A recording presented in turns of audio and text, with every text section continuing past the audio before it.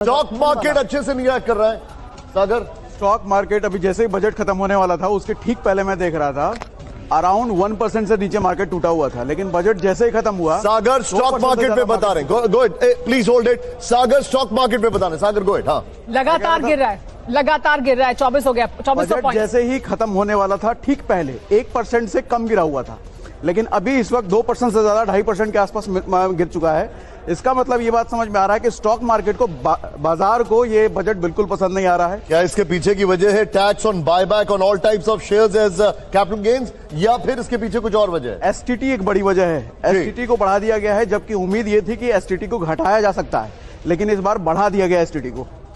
एक बड़ी वजह। हमारे दर्शकों को सरल भाषा में समझाइए क्या है ये। एसटीटी एक ट्रांजैक्शन टैक्स होता है जो आपके ट्रेडिंग पर लगता है, जो आपके बाई सेल पर लगता है।